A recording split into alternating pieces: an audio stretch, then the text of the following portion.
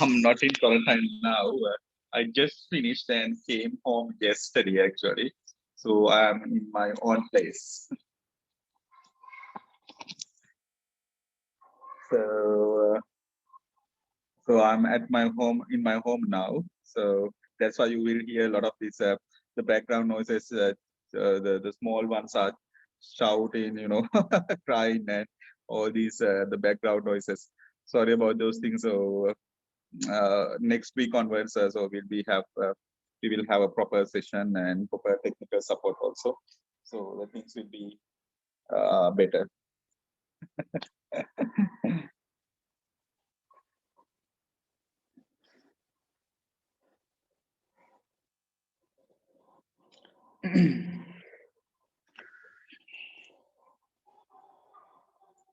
Are you all studying now for the exam, Daruni?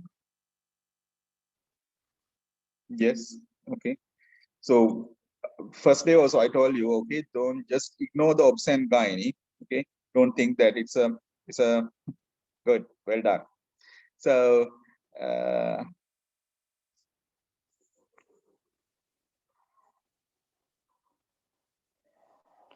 yes. Okay. Um, yeah. So those people who are going to miss this class, I'm going to upload into the YouTube. Okay. And the YouTube link I'll be sending to the Telegram group and the FB group. Okay, so you can let your the colleagues to know if somebody wants to listen to and to participate with the class later. They can go through the link and they can join. Okay. Regarding the exam date, actually I don't have a clue. Okay, most of the people believe it's going to be end of March, but sometimes it may be going up to April also. There's a possibility. Um, but whenever it is, the exam will come for a sure. Okay, so don't wait till the exam SLMC to tell you guys that okay, your exam will be in 1 week time. It's too late. Okay, start doing now. Okay, especially uh, when you're studying for the Viva. Here students they have some time, but the Viva students, okay, so you will not get all the cases, typical cases. Say for example, you will not get all of you will not see a third degree prolapse before your exam. Okay, or all of you may not see patient with cervical cancer before the exam. Okay, but what you can do is, so after when I do the story, like if I do a cervical cancer, okay, 2 or 3 of you get together. Okay,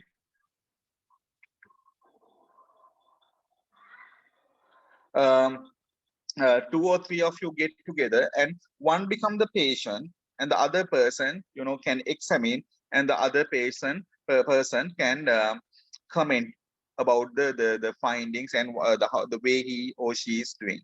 So it's a good practice that you think that you are a patient with a cervical cancer, or you are a patient with a prolapse, or you are a patient with postmenopausal bleeding. Okay, then the other person can take the history, thinking that he is a patient. Okay, and then you discuss among yourself. That is the best thing. Okay, but because of this corona issue and these things, okay, sometimes you may not see all the typical cases before the exam. Okay, the other thing is um, um, yeah, yes. So other thing is the last time I told you that I'm going to give you a small note regarding the maternal collapse. It's not a big thing. Okay, this much of note, small note. Okay, so because of this, I just came out yesterday from the quarantine center, so I have to go to the ministry for the official work there, and I had to go and see my parents today. So that's why I couldn't prepare the note. It's not a big note. Okay, it's not a big issue. So I'll update in the groups within 1 or 2 days time the full note of this maternal collapse. What are the things that you need to know? Okay. Mm, yes. So as I told you initially, I'm going to start the Viva sessions next week onwards. So totally it is 9 classes. Okay. With those 9 classes and with these free sessions, your syllabus will be completely covered. Okay. So you don't have to worry about that thing. And I'm going to finish on 18th by 18th March, the full syllabus. Okay. And I'm trying my best. I'm trying my best to arrange some clinical sessions for you all. Okay. Um, so hopefully in 1 or 2 weeks time, I will get a, yes, in 1 or 2 weeks time, I will be appointed to a hospital. So I will have, then I can arrange you guys the clinical exposure. And don't worry, I will arrange the other examination, vaginal examination, speculum, and all the necessary things as demonstrations. So, and I'll upload those videos to the groups so you can have a look. Okay, right. Okay, shall we go to the subject now, Darua? All right, good. So the next emergency I'm going to discuss is breech delivery. You may be thinking, why breech delivery is an emergency? Yes, it's an emergency. Okay, you will understand why. Because it's not like normal delivery. Breech delivery nowadays, people are not doing breech deliveries because of the litigation problems. Okay, a few years ago, now those days we used to do a lot of breech deliveries, but after that there was a study came out. It called term breech trial. Okay, you don't have to know about the details about these things, but you know, just in case if the examiner, do you know about the breech trial? You can say yes. Okay, what did the breech trial told was, if a mother is delivering by a cesarean section, if there's a breech, those who are undergoing cesarean section, the baby has a better outcome than those who are delivering vaginally as a breech. So the study told that cesarean section is the best option for breech presentations compared to vaginal delivery. Because of that reason, most of the people have moved into the era of cesarean section for breeches rather than vaginal breech deliveries. But again, now the evidence are coming that trial is not perfect. There are some shortcomings. Okay, so we can't really rely on that thing. Whatever the trial is, when you're working in a hospital, especially when you're working as house officers, or rather than house officers, medical officers in the latter part of your life, okay, in 2045, right? When you're working as a medical officers, okay, so you are the only person, okay?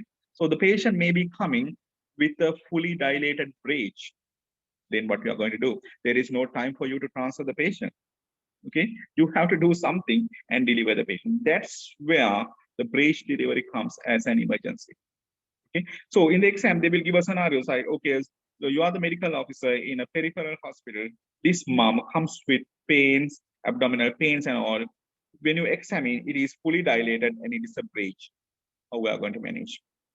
Okay, good. So we'll go to the presentation now.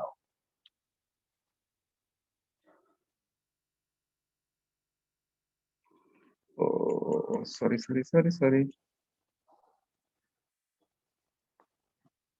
So I'm at the Montessori level with this technology. I'm very sorry. You have to apologize me.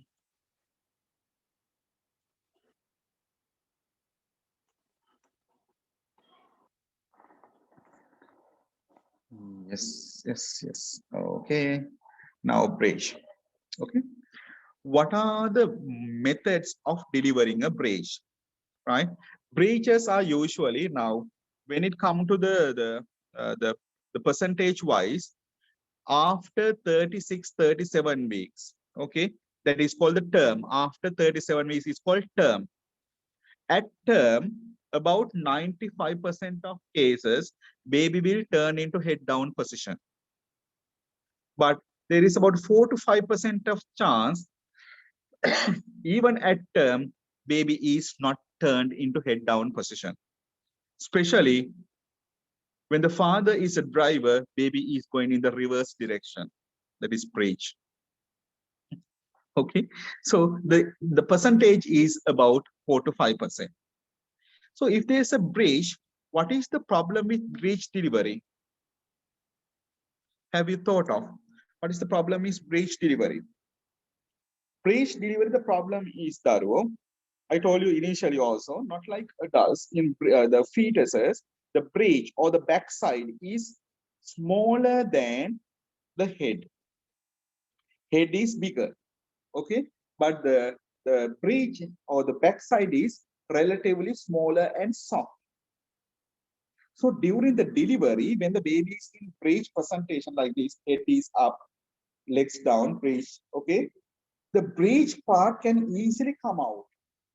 Even when the cervix is halfway dilated, like 7-8 centimeters, the breech can come out. However, the head is bigger than the breech. So what happens is neck can entrap like that.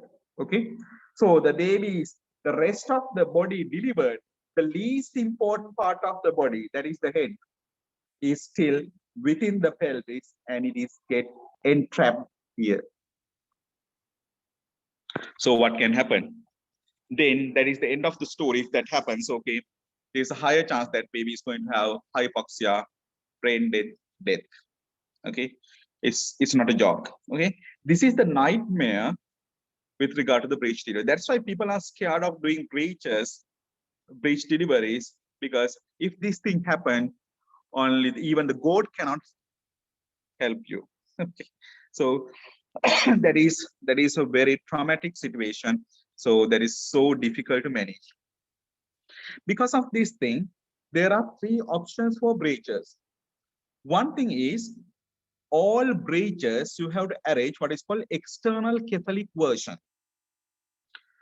What is external cephalic version is, okay, now the baby is on the mom's tummy like this. I'm sorry about this thing. Okay, say head up, the back down. Okay, I can show you. So what you do is to externally hold the baby through the tummy and try to rotate the baby into head down position. That is called external. Cephalic means the head version. Version is turning. You turn the baby's head externally into head down position. This is called external cephalic version or ECV. Okay. So all the breaches that diagnose at term, you have to offer external cephalic version. What are the places where you can't offer external cephalic version, or what are the contraindications for external cephalic version? Absolute contraindications for external cephalic versions are conditions like placenta previa. If there's a placenta previa, of course, you should not try to turn the baby to head down position because it can cause bleeding. Okay. So any contraindication for vaginal delivery, like previous 2 cesarean sections. If there's a previous 2 cesarean section, no point of turning the baby. You have to anyway go for a cesarean section. Okay. Previous 1 cesarean section is a relative contraindication. It's not absolute. You can do if you want. Other contraindications are, those are relative things like preeclampsia. Okay. Either excessive amount of water, that is called polyhydramnios, or less amount of water, that is called oligohydramnios.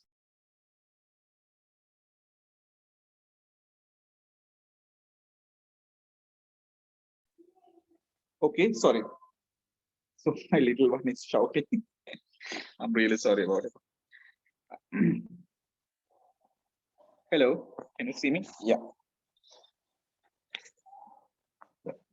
So the relative contraindications are preeclampsia, Rh negative mother. Rh negative mother is not actually contraindication because you can give Rogam if you're going to do the procedure. So it's not a contraindication. So preeclampsia is a relative contraindication. Increased water, that is polyhydramnios, or decreased water, oligohydramnios. Both are relative contraindications. Or else already compromised baby, like severely IUGR baby. If you're going to turn the baby externally with additional pressure on the baby is not happy at all. baby will show Sohon Lakun, CTG decelerations and all. Okay, so those are the relative contraindications for external cephalic version. Otherwise, all the breaches you have to offer external cephalic version. What is the time period that you can do external cephalic version? In primary means first baby, you have to offer ECV after 36 weeks. 36 weeks, because after 36 weeks, by 36 weeks, almost all the babies should turn into head down position in the first pregnancy if they are going to turn. That means if you are not turning at 36 weeks, means the chance is very low. Okay, so primaries ECV should be offered at 36 weeks. Sorry about this shaking. Okay, in multiples, who are the multiples like multi-barrel? Multiples means the people who have delivered once, at least once before. Okay, experienced person, like people who have done ERPM once before. Experienced persons, right? So in that case, ECV we offer after 37 weeks. Okay, so primates we have to offer ECV after 36 weeks. Multiples is after 37 weeks. Okay, up to the delivery, up to the time of delivery, you can offer external cephalic version. Okay, it's a harmless procedure, hardly any complications. But if there's RH negative mom, if the baby is RH positive, there's a chance of sensitization. So after the procedure, immediately after the procedure, you have to give Rogam or the anti-T to minimize sensitization. All other cases, I mean, it's not a big procedure. Most of the babies are happy with the procedure. Okay, success rate of ECV is about roughly 50%. That means 50% of the cases we can turn the baby, but 50% of the cases babies are not turning. Whatever the thing you do, the baby will not turn. The baby will not turn even when you try to do the external cephalic version. So otherwise, all the cases you have to offer ECV first. Suppose you offered ECV failed, baby was not turned. What is the next option? Next best option would be elective cesarean section. Because of this term breach trial, still people believe elective cesarean section would be a better option. So you can offer elective cesarean section if ECV failed, or if the mom says, no, doctor, I don't need ECV, please go ahead and deliver my baby by cesarean section. Okay, so in that case, the second option is elective cesarean section. Third option is what is called breech extraction. What is breech extraction? I mean, they are going to remember what is breech extraction. Breech extraction is extraction. Right? You go and hold the baby's legs and pull the baby down. This is called breech extraction. This is a contraindicated procedure. You allow the breech extraction only in one occasion. Does anyone knows? Exactly. Well done. In twins, after the delivery of the first baby, if the second baby is in if the second baby is in breech or transverse lie, you can do breech extraction. MCQ, please remember, this is the only occasion you can offer breech extraction. Otherwise, we don't do. Why? There's a higher chance of neck entrapment with the procedure. Okay, only a trained person can do it. Other option is that you can offer the patient to go into delivery as breech. That is called assisted breech delivery. Okay, normally people go for ECV first. If fail, elective cesarean section. However, if a person like Aishwarya Rai comes with a breech, she doesn't want any scars on her tummy, not at any cost. Baba malat kamanne scars none in their body. Then what you can do? Babies in breech, you have to offer them assisted breech delivery. Okay. Now I'm going to discuss with you all regarding assisted breech delivery. Remember. What to remember? Remember. So in breaches, there is no place for induction or augmentation of labor. What is induction? What is augmentation? Induction means, Dargo, you can't create the labor artificially, like using prostaglandins, using syntocinon, using ASM, ARM, nothing. You can't artificially create the labor. That means patient by her own has to go into natural onset of labor. Okay, that is called no induction. Other thing is, say for example, mom, say there's a breach, you wait and wait and wait. Patient is not going into deliver labor by her own. So what is the best option? Go for a cesarean section. Okay. Second thing is, you have to remember, suppose there's a mom, she naturally goes breech, she naturally goes into natural labor. However, halfway through, the labor progression is very poor. It's like ERPM, right? So the most of the student beginning, they start studying and studying and studying. One month, they know me, exam like that. They have a very strong desire. Okay, but halfway, they just weaned off and they just leave the game.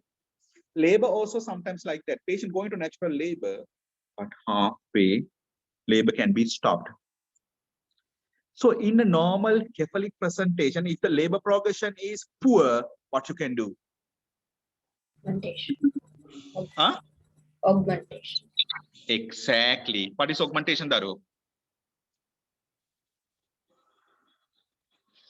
Yes, augmentation, that's true. Augmentation is, yeah, you can faster the labor. You can accelerate the labor process by increasing the number of contractions. Okay, right? So if the labor progression is delayed in cephalic presentation, first thing is you do a vaginal examination, exclude obstruction. If there is no obstruction, you can start syntocinon and get strong contraction and let it go. That is called augmentation. But in breach, if the labor progression is lagging or slow down, there is no place for syntocinon. Remember, so no induction, no augmentation. What does that mean? Simply that means patient has to go into labor by her own and she has to progress nicely without any delay.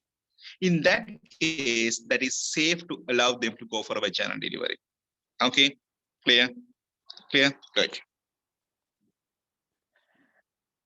Right, then now sorry.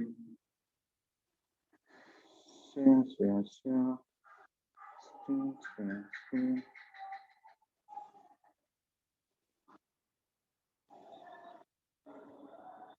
Yes, right. So when it comes to the breach, there are various kinds of breach. These babies are so funny sometimes. Okay. So when it comes to the types of breaches, okay, you can see Daru here. This is the pelvic girdle. Okay. This baby's the knee joint and the hip joint both are extended. You can see like this. Baby is like in extended position. This is called extended breach. Okay. Or in some cases, the hip is flexed and the knee joint is flexed. This is called flexed breach or complete breach. This is called complete breach. This is the most favorable position for vaginal delivery, higher success rate. This one also you can deliver, but this one is little easier than this one. So this is called complete breach. Other type is called foot limb breach. See, the baby is standing on the pelvis, like baby standing in a funny position. Last time this baby was a gymnastic player, right? You can see the way the baby is keeping the legs. Okay. This is called, these both two types are called foot limb breach. Baby is on the leg, foot limb. Right? So you have extended breach flex bridge or the complete bridge, and foot limb bridges. Foot limb bridges are contraindicated for assisted vaginal delivery. Why? In this case, you can see only one or two leg is there. So there is enough space in between the baby and the pelvic girdle. So there's a higher chance of cord prolapse. Because of that thing, we are not allowing a foot limb to go for an assisted bridge delivery. Either it should be complete or extended bridge. Okay, clear? Good.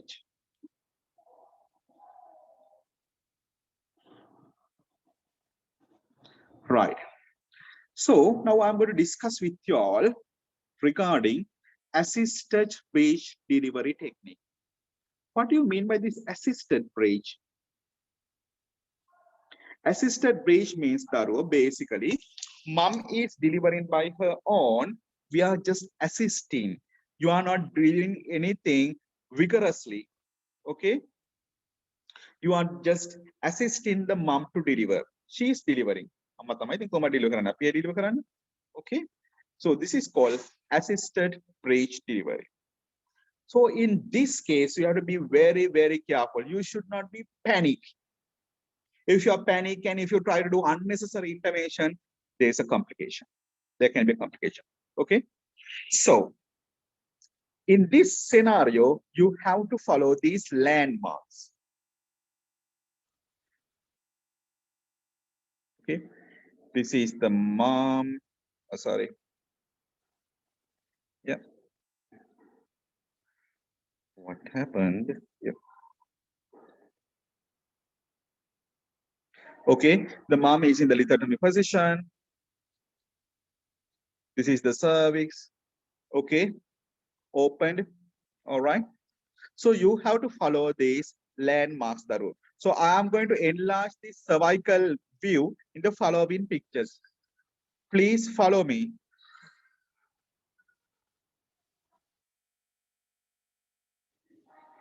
Okay, so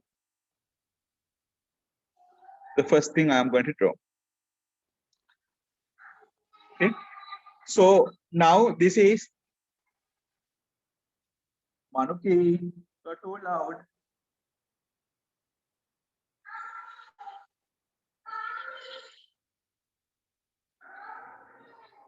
I'm sorry. No, I can't come now. Stay there. Okay, sorry. I'm really sorry.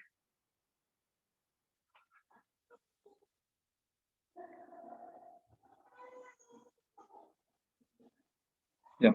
So this is the enlarged view of the cervix. Okay.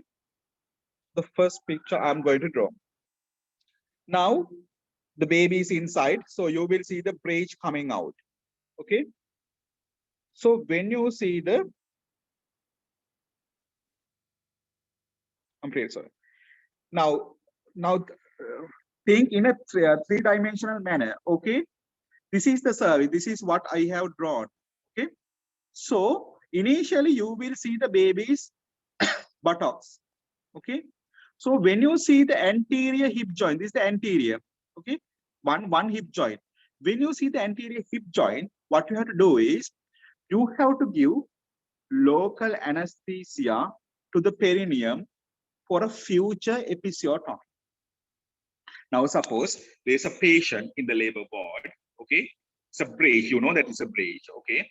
Now you are going for an assisted bridge delivery. Okay. First thing is no induction, no augmentation, let the patient to progress nicely without any problem. Now she has gone into the second stage of labor. What do you mean by the second stage, Daru? Baby, now the cervix is fully dilated. When the cervix is fully dilated, then you can see the baby's the buttocks. When you see the anterior, the buttock or the anterior hip joint, give local anesthetic to the area for a future episiotomy and wait for some time. The mother will start pushing. Okay. With her pushing, the second picture. This is like a Torana. Okay. You have to follow the pictures. Okay. The second picture is Now you will see the, if you want, you can draw even, okay? Both anterior and post, oh, sorry.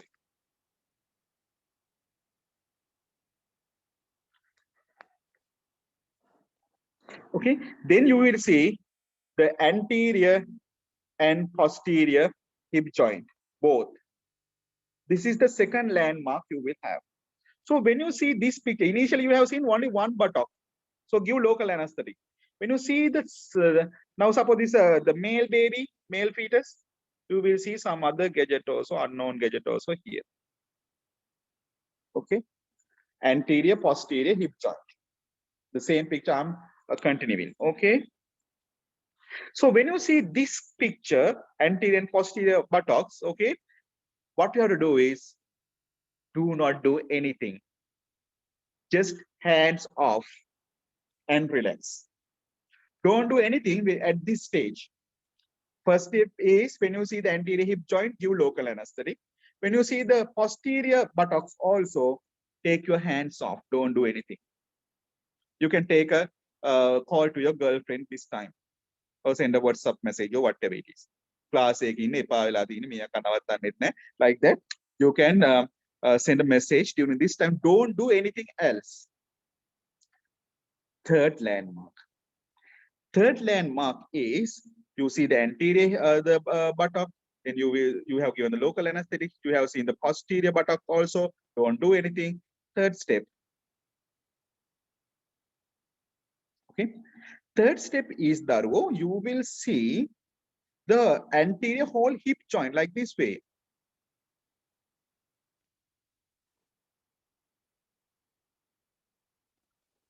Hip joint of the baby. The baby's head would be somewhere here. Okay. And you can see the hip joint. When you see this picture, then what you have to do is you have to go, you have to do a vaginal examination. The baby's leg will be somewhere here inside that you can't see. This is a baby's leg. This is the other leg. Okay. So you do a vaginal examination, you go inside and go up to the knee joint, and with your fingers, you can flex the knee joint and catch the legs and take the leg out. You do a vaginal examination, go along the posterior aspect of the thigh up to the knee joint, flex from the knee joint, then the leg will come closer to you. Okay, catch the foot and take the limb out. This is called Pinard maneuver. This is called Pinard's maneuver. So when you see the anterior buttock, give local anesthetics. When you see the posterior buttock, take your hands off. When you see, okay, sorry, I forgot one thing. Just give me 1 second.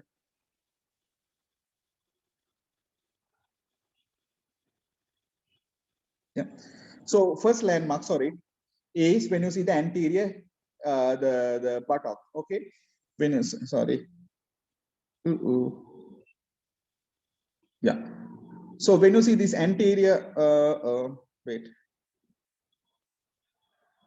When you see the anterior hip, buttock, give local anesthetics.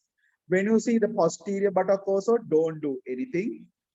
Next step is ask the mother to again push down. When the mother is pushing down further, ask the mom to mukkunga amma mukkunga, right? When the amma is mukkunga, then you will see a bead of meconium is coming out. What is meconium, Daru? The baby's kaki. Okay, so next landmark is you will see babies passing meconium or the kaki. So that is the time that you have to perform episiotomy to get the access.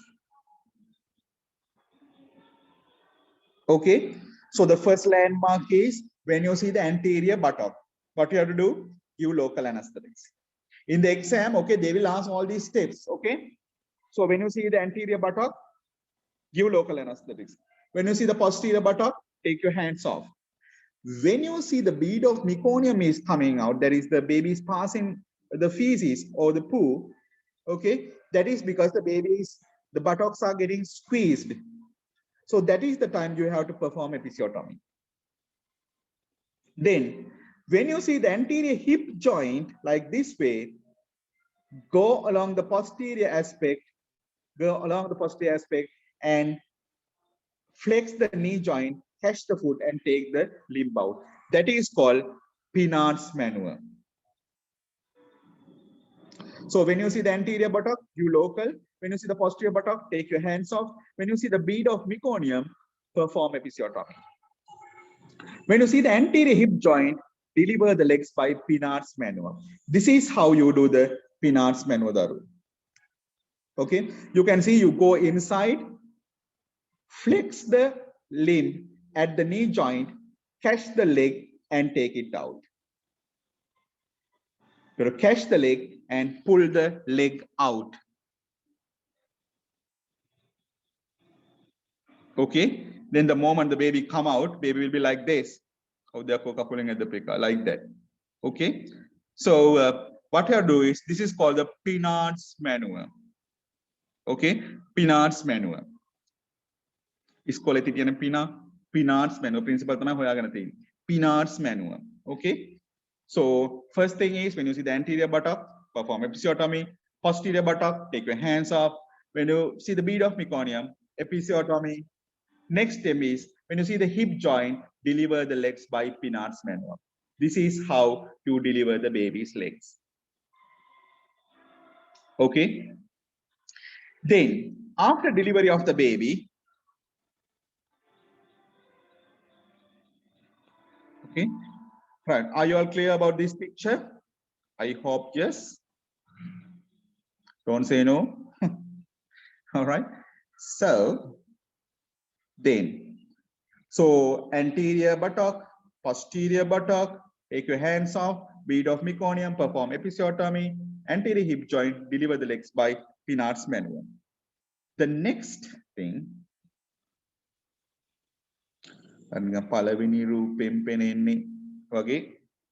same story here. Next step is, now see, baby. Now mom is on a couch. This is the mom. Okay.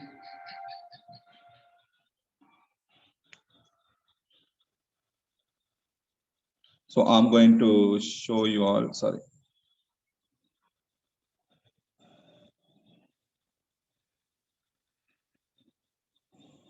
Oh, what happened?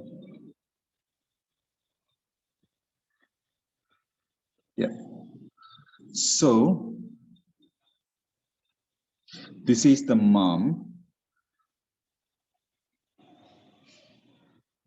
on a couch, okay, or a table, okay. Now the baby's head is still inside.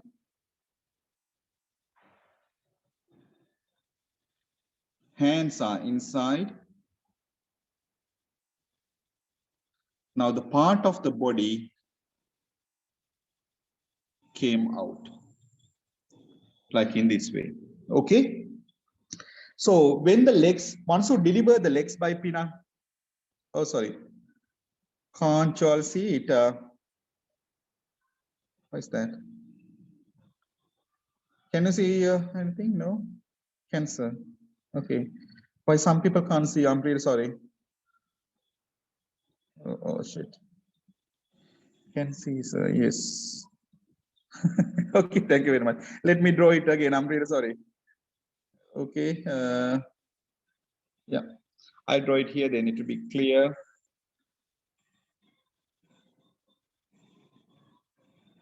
Oh, what happened?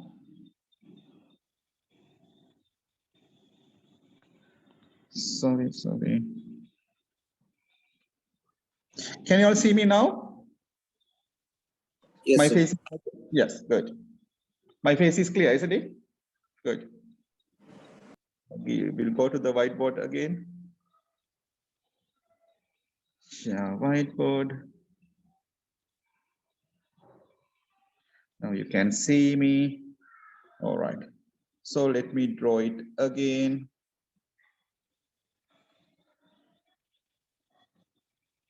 So mom is on the couch.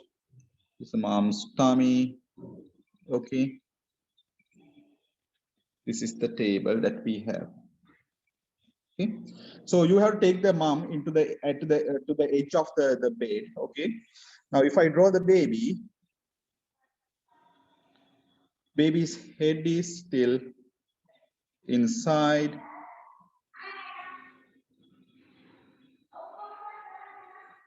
Hands are inside. Okay.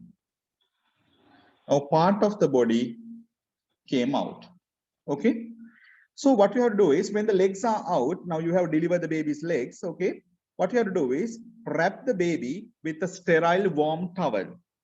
Okay. With a sterile warm towel, you wrap the baby's legs. Otherwise, the baby will be the hypothermic. So wrap the baby and ask the mom to push down. Like that. Okay. You ask the mom to push down. Mukunga, mukunga. So when the mom is pushing down with the contractions, okay, baby will be further coming down. Then what happens is you will see the umbilical cord. So basically now it is like a cord prolapse. So when you see the umbilical cord, what you have to do is you have to put your finger and pull down the cord, a loop of cord like this. Why? Otherwise, if the cord is here, it's going to compress. So to minimize that, you make a loop of cord, you pull down a loop of cord, and that one also wrap again a warm sterile towel. Now you can understand that this is a real emergency now, okay, because umbilical cord also now out. It's like a cord prolapse, in other words, okay. But the baby's most important part, that is the head is still inside. Now you deliver the legs, you deliver the umbilical cord, part of the umbilical cord. So next landmark is ask the mom to push again. So the next landmark is Darwo. You have to deliver the upper limbs. This is the baby's head. Okay.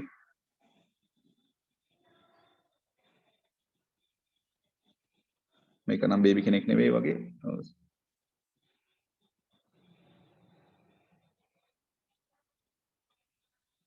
Okay. What happens? Oh.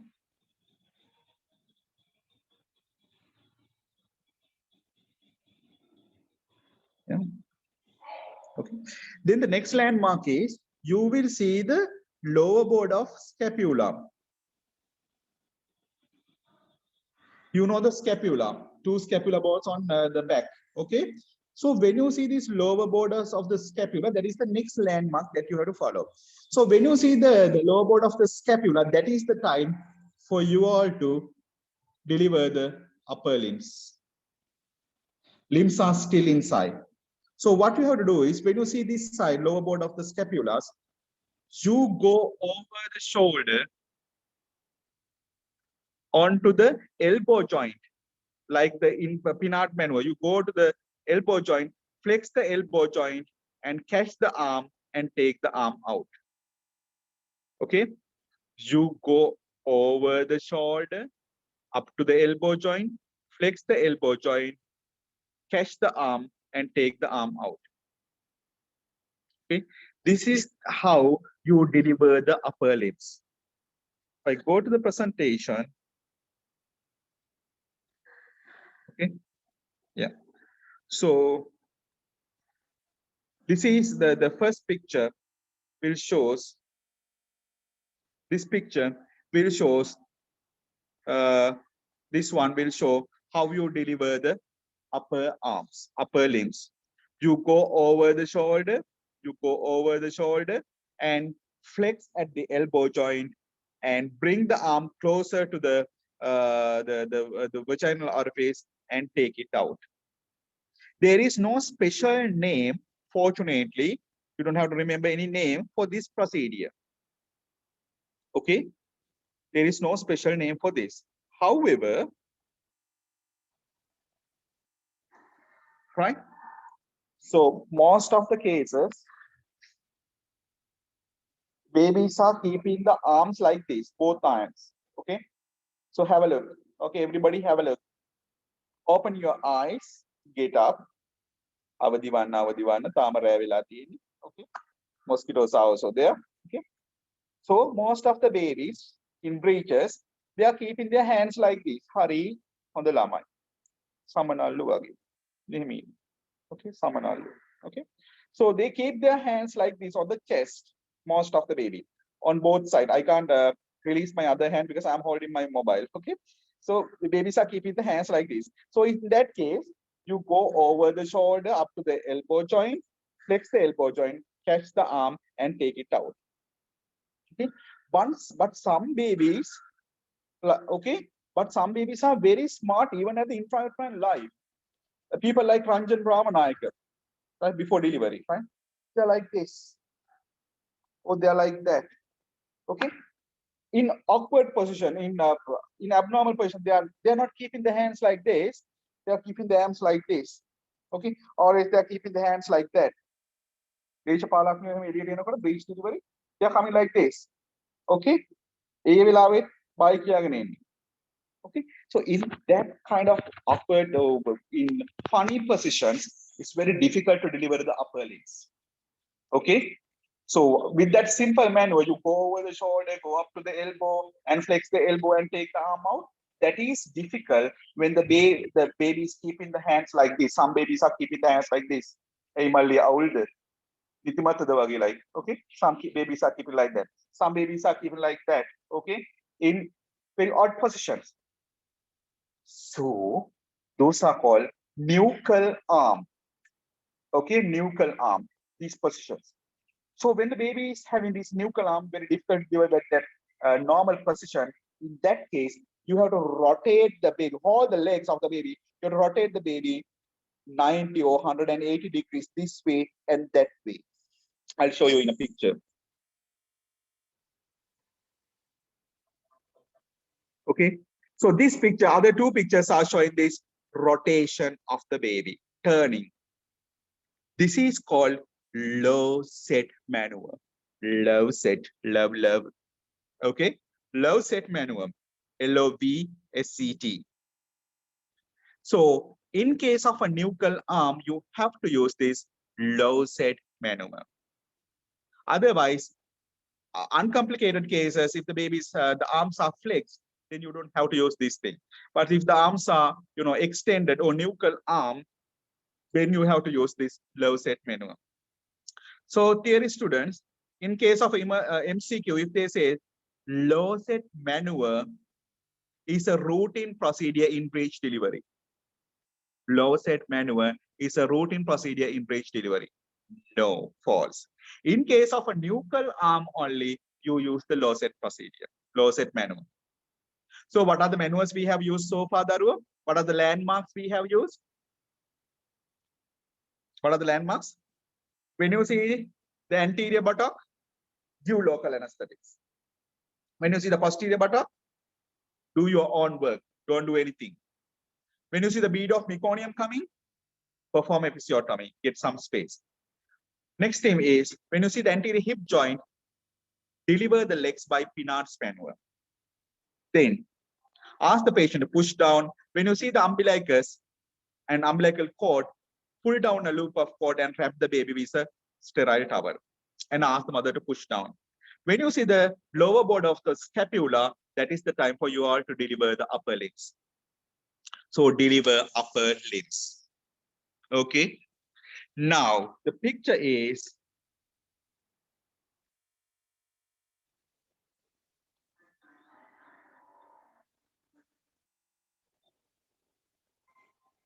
okay.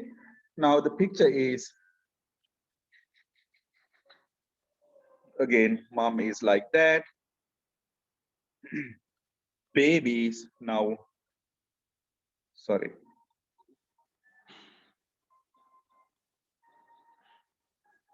Oh.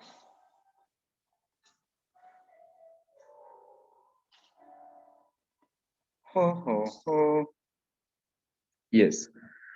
The baby, when it comes to the baby, baby's head is still inside. Upper limbs are delivered lower limbs are delivered. So now that at this stage, baby is delivered other than the head. Head is important. Deliver කරන්න පුළුවන්. But the rest of the body is delivered. Most important thing is the breech is delivered. And there's a gadget here. That gadget also came out. So now this stage, your adrenaline level and the cortisol levels are sky high. Why? Still the baby's head inside. This is the real emergency now you are going to encounter. Now the baby delivered, however, baby's head is still inside. So in this stage, you should not panic, grab the baby and ask the mom to push down. So in this case, the next landmark to follow is, this is the baby's head, okay? Okay, you have to wait till you see the nape of the neck or the hairline. Till you see the hairline, don't do anything else. Just leave it. If you try to deliver this baby before you see the nape of the neck or the hairline, you are going to come across a serious complication of head entrapment. So if you can't see this thing means the baby's head is still high in the pelvis. So let head to come down before you try to deliver the head. Okay. So next landmark, very important, is you should be able to see the hairline or the nape of the neck. Okay. Now you can see the nape of the neck. Then how you are going to deliver this baby. Okay. So after that, then you can deliver the baby. Delivery of the baby's head, you can do 1, 2, 3 things. This is called Mauricio Smelly-Wheat maneuver or the Anarkali's method. What the Anarkali's method? Anarkali kamya khaganda. Wheat maneuver, wheat maneuver. Okay. So don't tell in the exam that Anarkali's maneuver, right? It's Mauricio Smelly-Wheat maneuver. What you do here is, you can see in this picture, okay? Now the baby's head is still inside. You balance the baby. I'll show you here. Yeah, it's more clear now. You balance the baby's weight on your arm. Okay? You balance the baby's weight on your arm. And with your other arm, you try to flex the baby's head abdominally. Try to flex the baby's head abdominally. And you then take the baby out like this. How can I show you?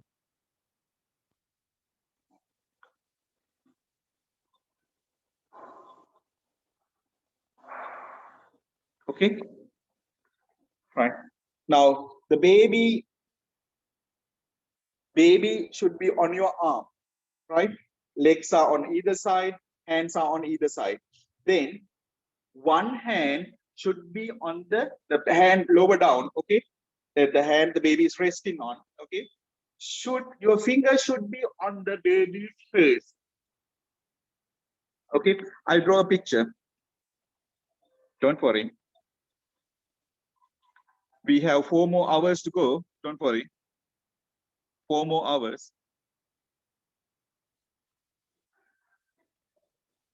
Sorry. Sure. Yeah. All right. Now,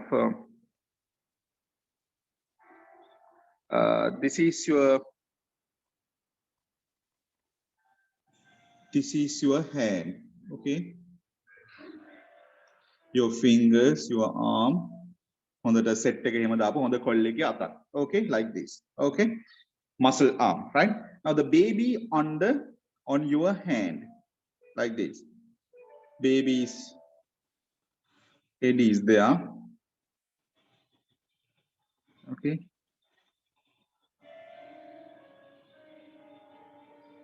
Baby's on. This is the black color one is your hand, and on top of that the baby is on your hand. This is the baby's eyeball, mouth, ඒක නම් baby කෙනෙක් නෙවෙයි 100 කෙනෙක් වගේ, but anyway. Okay. Now, so your fingers should be on the baby's face. Okay. On the maxillary prominence. With your other hand,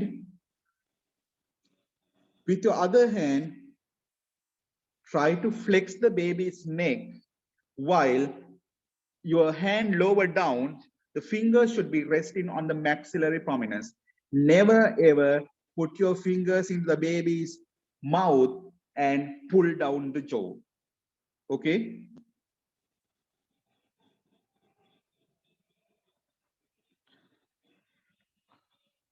So your hand, the baby is like this, okay? So your hand should be on the baby's face like this, okay?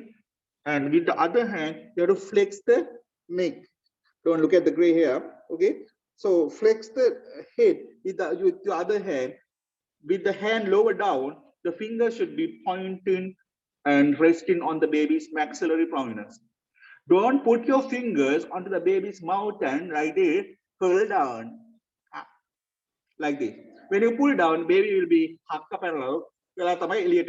So don't do that, okay? Your fingers should be resting on the baby's face like this. Don't do like this, okay? If you just do a traction along the to the jaw, okay, right? So this is how you do the Mauritius Mary wheat manure. Okay, so that is one of the main procedure where you deliver. Phone එකත් බලන්න ඕනේ. ඉතින් දැන් වෙලාව බැලුවට තාම ඉවරත් නෑ. තව චුට්ටක් වෙලා තියෙනවා. Okay, give me few minutes. I'll finish off. Okay. Some students are phone එක බලනවා මේ අකා ඉවර කරන්නෙත් නෑ මලවදයක්. So like that, okay. We have to finish all the emergencies. A huge topic, okay. No one will do emergencies as free classes, okay, mind you. And the other thing is, it's very difficult to finish within couple of hours time because we have to explain everything. I know that it's very difficult to sit on a single place for a long time, okay. Bladder getting failed, so a lot of complications are there. I know that, okay. But bear with me for a few minutes. I'm going to finish off quickly as possible. Okay, Daru. So now we have delivered the baby. What are the landmarks we followed? These are very important. That's why you don't have to read them again and again. Once you go home, now you are at home now anyway, right? At least read once this note, then everything will be registered in your brain.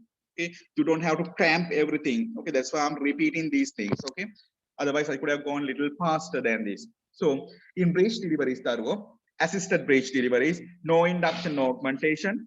What are the landmarks? When you see the anterior buttocks, what will you do? What will you do when you see the anterior buttocks, Myron?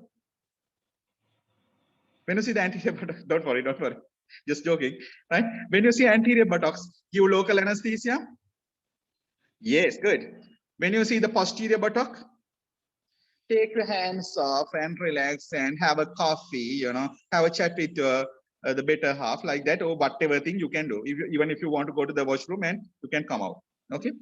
Then next thing is when you see the bead of meconium, kaki. When you see the bead of meconium, what will you do? Episiotomy. Excellent. Right? You do episiotomy. Then what is the next landmark, Daru? Ask the mother to push down. When you see the next landmark is when you see the anterior hip joint.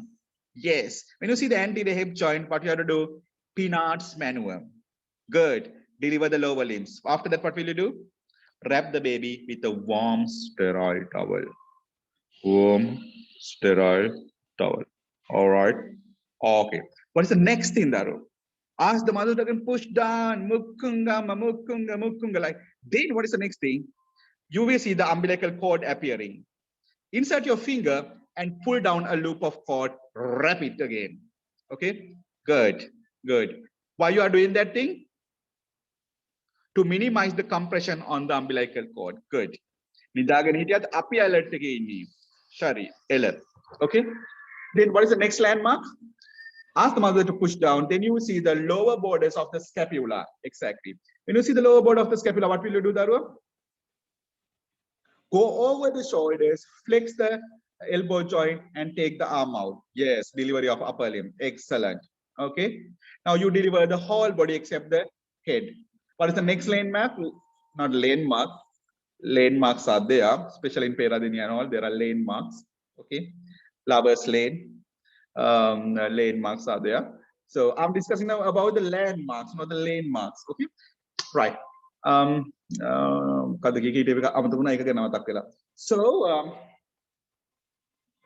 what we were talking about? Yes. Nape of the neck. Good. Thank you very much. Yeah. When you see the nape of the neck, Daro, that is that you have to wait till you see that point. Make sure that you will get that point. Don't jump and try to deliver. When you see the nape of the neck or the hairline, that is the time for you to deliver the head.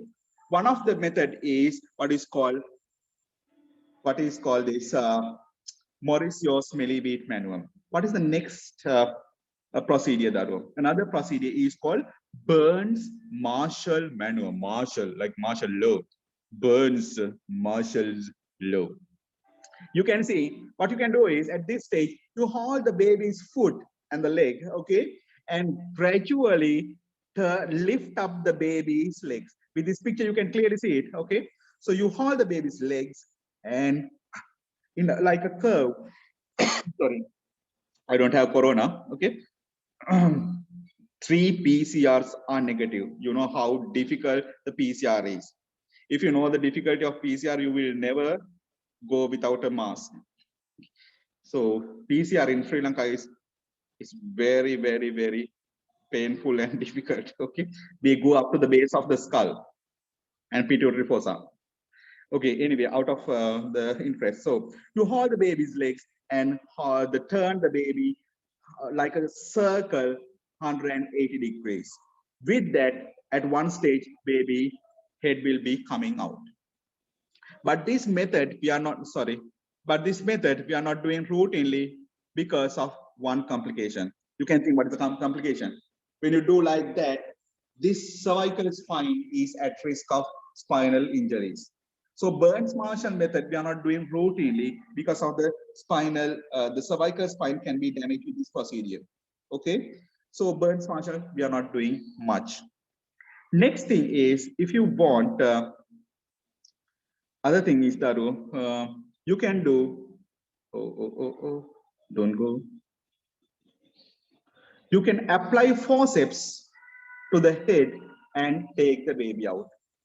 That is called applying forceps for after coming head.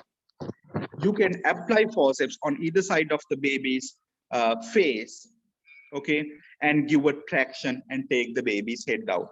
That is called applying head for after coming head. In brace, applying forceps for after coming head in brace. My little one is like a gantare. Sound is like, I'm really sorry. Okay.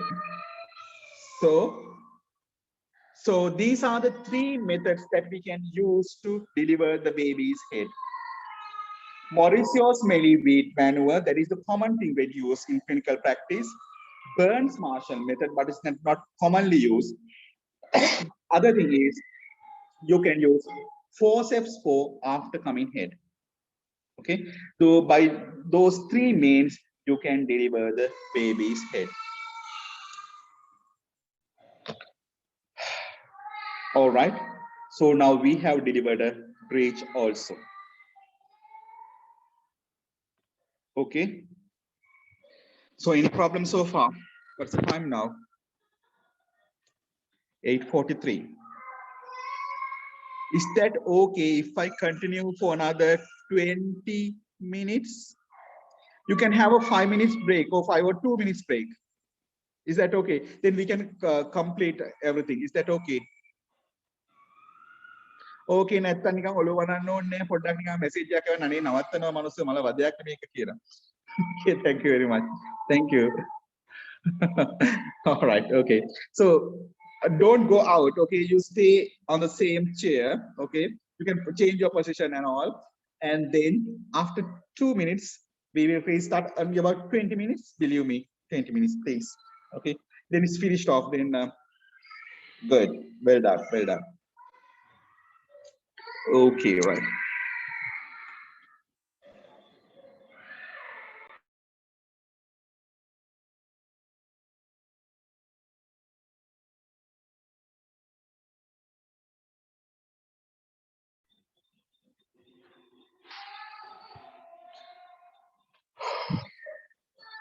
Okay.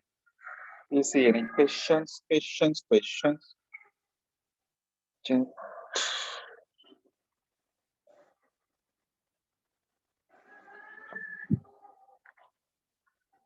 Yes. In case of this delivery of the head by forceps, that is called applying forceps for after coming head. You can't use these normal forceps because they are not long enough. There's a special forceps called Piper's forceps that you can use. So that is ideal. Piper's means it's a long forceps. Okay, that is the ideal. But unfortunately, in most of the hospitals, right, we don't have Piper's forceps. But I think in the whole country, you maybe have in one or two pair of forceps, these forceps. Okay, so it's not commonly available, but you can use this either Neville Barnes or Neville Barnes or Simpson's forceps also to deliver the head. But ideally, yes, it's a long forceps that's called Piper's forceps. That's good. Piper's.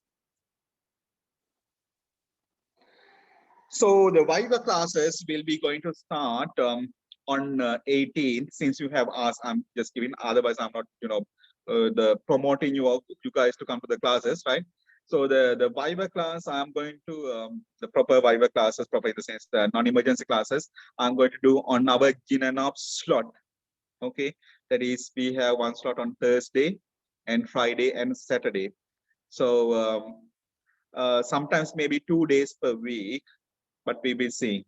Okay, and time schedule I will give you. I think I have already given you the time schedule. So just have a look. Okay. So that time schedule is not going to change. Not like these the classes, coming here and there. I'm really sorry because I initially put a time and then I had to change again. මේ වගේ වෙලාව use කරන්න පුළුවන් message එකක් එහෙම යවන්න කාට හරි ඒ වගේ දේවල් use කරන්න හරි now okay Facebook එකේ පොඩ්ඩක් ගිහිල්ලා like එකක් කාට හරි දාලා ඉන්න now okay shall we go to the next part? Yes, right. Instrumental delivery. This is another common case in emergency bypass. People will keep on asking about the instrumental deliveries. Okay. Right. So when it comes to the instrumental delivery, Dargo, what are the types of instrumental deliveries? Right. So instrumental delivery, under instrumental delivery, you have forceps, you have vacuums. Those are the two main types of instrumental deliveries. Okay. Then you should know what are the indications for instrumental delivery. It's very important. What are the indications? Because just because you are interested on instrumental delivery, you can't apply instrumental delivery. There should be proper indication for instrumental delivery. Okay. Without an indication, if you just put an instrument and if there's a baby coming out with a bad outcome, okay, bad shape, then you are in trouble. Seriously. Okay. So what are the indications for instrumental delivery? I know most of you know. Okay. But remember, when somebody asks the same another like question like this, same kind of answer you have to give. You always divide. There are maternal indications, there are fetal indications. Okay. What are the maternal indications for a forceps or a vacuum? Common thing is maternal exhaustion. Mother is exhausted. Mother is exhausted because especially primary mothers, okay, first baby, okay, they have long labors. Okay, especially in countries like the UK, right? People are in labor for 24 hours, nearly 24 hours, some cases, because they want to deliver vaginally. They don't want cesarean sections. Okay, because of that long labor, especially the first baby, when they go to the labor ward, they think that, oh, I'm in the labor ward now. My baby should come out within 5-10 minutes time. So I should start pushing. So even when the cervix is 1 or 2 centimeters dilated, they start pushing. Okay. So what happens?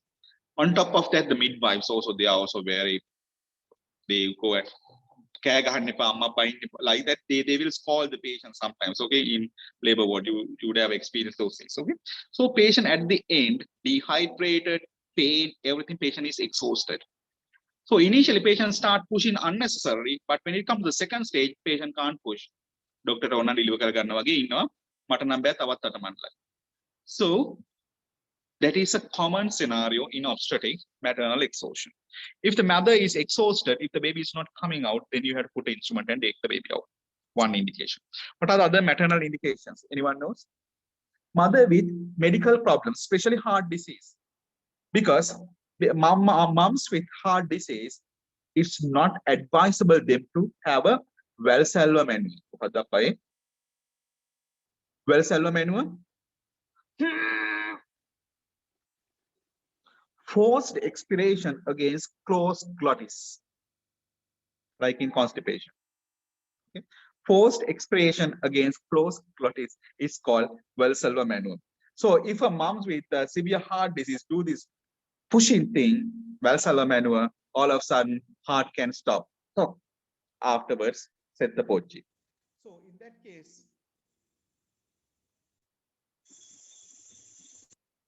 in that case, okay, you have to, in that case, you have to put an instrument and take the baby out. So those are the common things that we have to apply instrument. What are the fetal indications for instrumental delivery? Breach, one of the indication that we discussed. What are the other things? When the baby having not clearly IUGR, if the baby is having compromise, like, you know, if the baby is having CTG problems, heart rate is dropping, fetal distress in the second stage of labor, is an indication for instrumental delivery. Remember, only in the second stage of labor. That means when for you to apply an instrument, us should be fully dilated. Okay, those are the common fetal indications for instrumental delivery. Okay, what are the requirement or prerequisite for instrumental delivery? Okay, indications are there, but there should be some requirements also. What are the requirements? One of the requirement is, as I mentioned, patient should be in the second stage of labor. Okay, should be in the second stage of labor. When the cervix is 8-9 centimeters, it's contraindicated to apply an instrument. Should be fully dilated. Membrane should be absent. Okay, membrane should be absent. Yes, bladder should be emptied. One of the most important thing is, most important thing is, go back to the whiteboard. Yes. Now,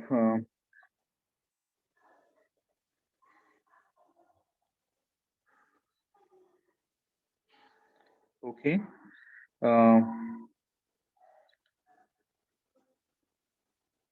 This is the womb. Okay. This is the pelvic bone. Okay. This is the baby's head. Yes, exactly. This is the baby's head.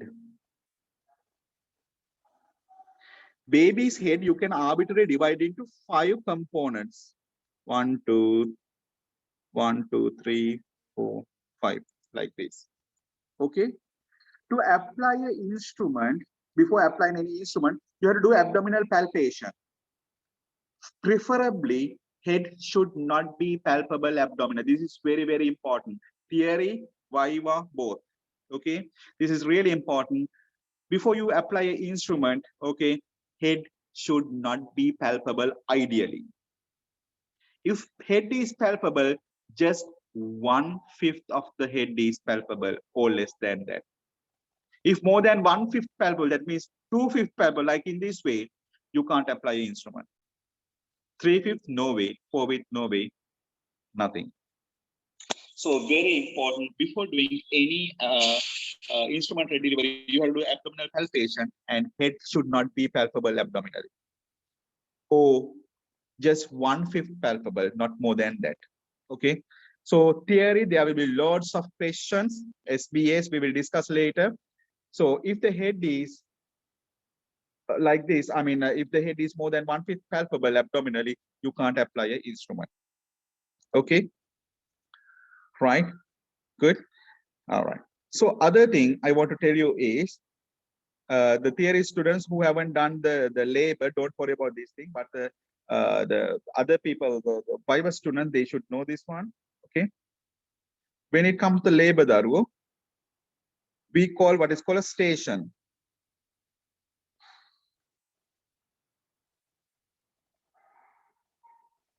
Yes. This is inside the vagina.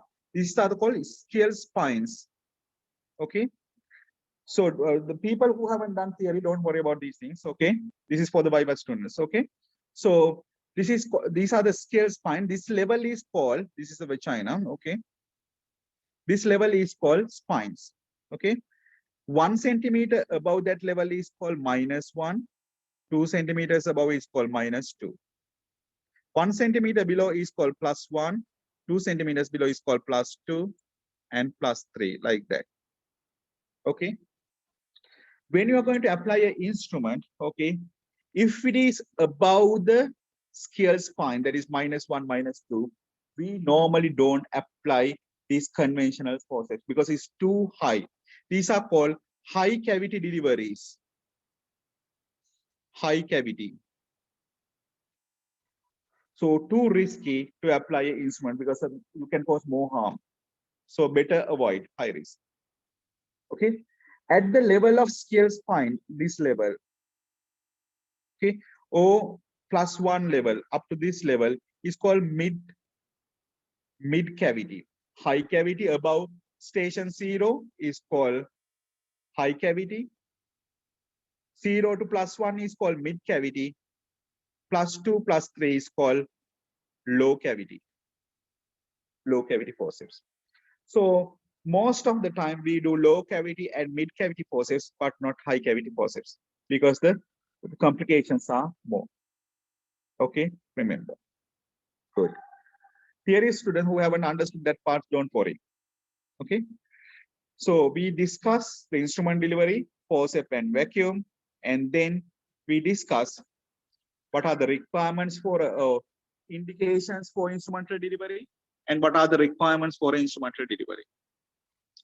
Then how you decide forceps and vacuum, which one is better for you or better for your patient. That is most of the time that's depend on the operator's experience and the operator's preference. Okay, but there are some differences between forceps and vacuum. Forceps and vacuum.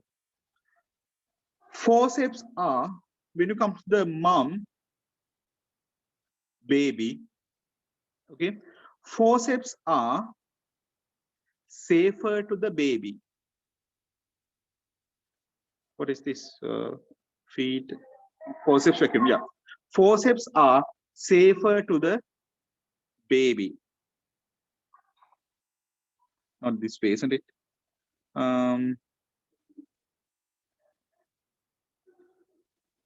Yeah, anyway, forceps are safer to the baby, but forceps can be dangerous to the mom. On the other hand, vacuum is safer to the mom, but can be dangerous to the baby. One of the difference. Okay, I hope you all know why by now why it is so. So the theory students, I will teach you all later in detail. Okay, forceps is safer to mom. Safer to the baby, but not that safer to the mom because it can cause more trauma to the mom. Vacuum is more safer to the mom, less trauma to the mom, but can be traumatic to the baby because you are applying the vacuum cup straight away on the baby's head. Okay, that is one thing. Other thing is forceps, high chance of success. Vacuum, chance is less compared to that. That means if you apply your forceps, most of the time you can deliver the baby. But vacuum, there's a chance of failure. Okay, remember? In case of a forceps delivery, you can apply forceps for a breech, as we discussed. But can you apply a vacuum for a breech? Can you apply a vacuum for a breech? Vacuum you can't do. So those are some differences between forceps and vacuum. Please remember. Okay. All right. So these instruments I demonstrate you all at the latter part, not today. In some other day, I demonstrate you all forceps and the instrument, the parts. Okay. So these are the parts of the forceps that you have to have a look in this picture, and go to YouTube. There are enough videos regarding the forceps. Okay. They will demonstrate the parts of a forceps. So in the exam, they will give you a forceps and ask you to explain. Then you have to, I'll teach you all with the instrument, proper instrument, how to do that thing. So don't worry at the moment, just go through it. Okay. This is the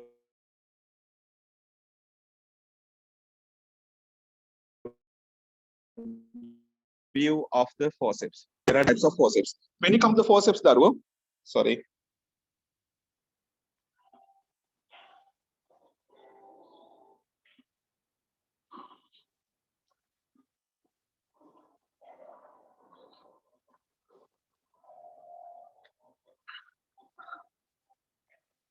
So when it comes to the forceps, for the high cavity deliveries, you know, I told you high cavity, rotational deliveries. You can rotate these forceps. You can use what is called keel and forceps. Keel and forceps for high cavity deliveries. For mid cavity deliveries, mid cavity plus low cavity both, okay, low cavity deliveries, you can use Simpson's, Samson Neville, Samson Gemali, Simpsons, or Neville Barnes. Neville Barnes forceps. For very, very low cavity deliveries, you can use what is called Wrigley's forceps, very small, smallest. Wrigley's forceps. W-I-double-G, I suppose, yeah, L-E apostrophe S. Wrigley's forceps. Hello.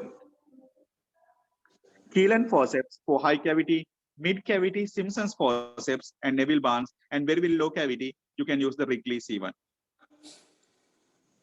I'll show you a picture. And yes, yeah. So in this picture, the smallest one is the Wrigley's forceps, and the slim, long one on the other corner is the Keel and forceps.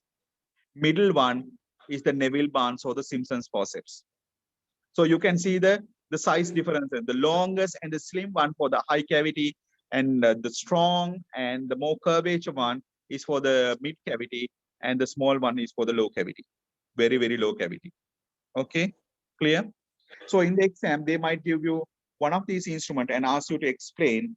I'll do that part with the proper instrument rather than with this picture.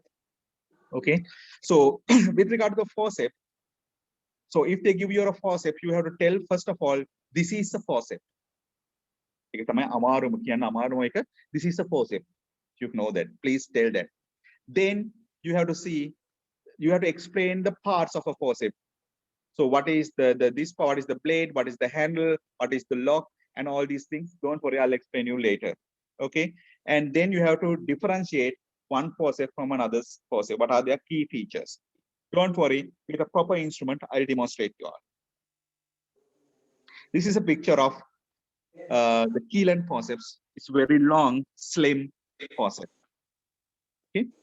When it comes to vacuum devices, Darwo, there are vacuum devices. One is called the plastic or the Silastic vacuum, that is on your left-hand side, and the other one is the metal vacuum device that is on the right-hand side. Difference between those two is the plastic one, less trauma to the baby, but high failure. Metal one, more trauma, but high chance of success. There's another one. These gadgets are very heavy and very difficult to manipulate. I mean, those are very big the machines, okay? Big operators, devices. But when it comes to this one, this is called Kiwi Cup, not Kiri Cup, Kiwi Cup. This is a handheld operating device, okay? It's a kind of a vacuum device, very effective and very user-friendly device. Most of the countries like North America and UK and all these developed countries, they use this gadget. It's a single use, but in Sri Lanka, we can't afford for a single use. When we use in one patient, we wash and use for another 2-3 patients. So girls, if you're going for a vaginal delivery and vacuum delivery, make sure that it's a new one, not a used one before. Okay. So this is called Kiwi cup. This is also very effective. Then the last point about the vacuum delivery is you should know what is called this flexion point, Daru. Flexion point is on the fetal baby's head, just in front of the posterior fontanelle. This point on the center is called the flexion point. Okay. So if you're going for a vacuum delivery, you have to identify this flexion point and you have to apply the cup directly over there. Then it will guarantee that you can deliver the baby. If you apply the scalp on the cup on another place, like here, there, or there, you can't deliver the baby. It's very difficult.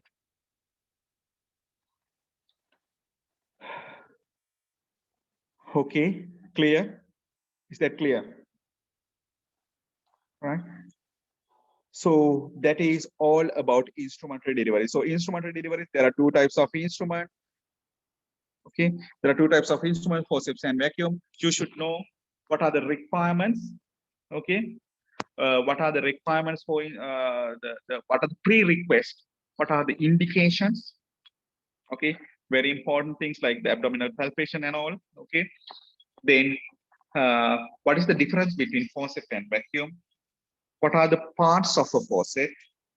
What are the 3 different types of forceps? High cavity, mid cavity, low cavity. Campus for different purposes, you have different instruments. Okay, those are the 3 forceps. And when it comes to the vacuum delivery, this point is very important. This is called the flexion point. This is where exactly you have to apply the cup. Then you can deliver the baby. But if you apply the cup over here, there, here, no delivery. Okay, right. All right. So what's the time now? So almost 4 hours gone, isn't it? Right. So I have to discuss two small topics, that is eclampsia management and amniotic fluid embolism. Eclampsia, if you're happy, I can discuss now, or else anyway, I'm going to discuss preeclampsia as I think the second the theory, second Viva class. Okay, GDM and PIH. Under that, I will discuss again. Okay, so if you want, I can discuss there, or if you are happy to stay, I can do it. If not, we will do with our Viva sessions. Okay, amniotic fluid embolism is a very small topic. Okay, I have given a note. You can go through it. If you have any problem, please let me know. Okay. So are you happy me to? Yes. Third class, I'm going to start, that third means the Viva, the series, okay, 9 classes. I'm going to start on 18th. That is coming Thursday, I suppose, on the Jinnanop's time. Okay, so there will not be any crashes between the other classes. Okay, so that's it. And the people, when it comes to the Viva classes, okay, people who can't attend on the same day, I will arrange live streaming, or whatever the way I will arrange, make sure that you will get the video or the presentation, but for a valid reasons. People who are just, going for to see Archie Amma, 95 years old Archie Amma, and missing the classes, will not get the chance. Okay, so people who are going to miss, please message me, so I'll send you the link. Okay, and the registration for the classes has been opened. So those who are interested, you can join. Okay, and I think that is the lowest the price, the charges so far in the market. So it's a market now. It's no more teaching, and most of the people is market now. So yeah, it's lowest. So I think you will be okay with that. But if somebody is having still financial difficulty, you can text me. Okay. So if there's a valid reason, I can consider free cards and all. Okay. Yes, eclampsia, that's why I told. Okay, eclampsia, I'm going to discuss with PIH and GDM. PIH is a the separate topic for pregnancy-induced hypertension. Under that, I will discuss eclampsia in detail, because I know that I'm okay. I can do even 2 more hours teaching without any problem. But you all are now tired. I can see your faces. When I started the class, most of the girls, they are applying Q-Tex and lipsticks and all these things, the facial and all. Now the faces are, you know, like like that. Okay. So so I was talking about the registration. So those who are interested, you can join. Okay. And now regarding the Viva discussion in the sense of emergency, how to handle obstetric emergency in real situations. So what you all can do is, you either as a group, you can get together a few people, and we can arrange a the class, okay, Zoom class, or else if there are volunteers, okay. So just let me know. A few people already informed me. Okay. So if you're happy, everyone else also to have a look while we are doing it, we can do like an open session like this. I think that will be better, because everyone will get some input. Okay, rather than doing individually, right? Say for example, if I'm doing the discussion, or the panel discussion with, say, Myron is there. Okay, so I know him, that's why I'm using his name. I'm sorry. So other people can watch. Okay, don't criticize anyone. Okay, this is somebody's volunteer. It's very good thing. Okay, that is good for the person who is volunteered, because that relieve your stress. Then you know how to withstand for the stress. Okay, so that's a real experience for you. Okay, so I think it's a better way to do as an open case. So I will conduct a discussion with a student, so others can watch. If you're happy only. If you say, no, mama kata karne ka nahi, unta pain hone hai, then we can do individually also. But I prefer if a few students volunteer, then we can discuss, we can conduct a proper Viva like in the exam. But don't worry, I will not harass you guys, whether you're a girl or a boy. I'm not going to harass. Okay. So nothing to be worried about this. Theory schedule also, Daru, I'm going to start soon. Just give me a few days, because I have to, you know, I just came out from there, UK to here, and I was 2 weeks quarantine and just, you know, seeing the outside environment. So just give me a few days, and after that I will arrange that also.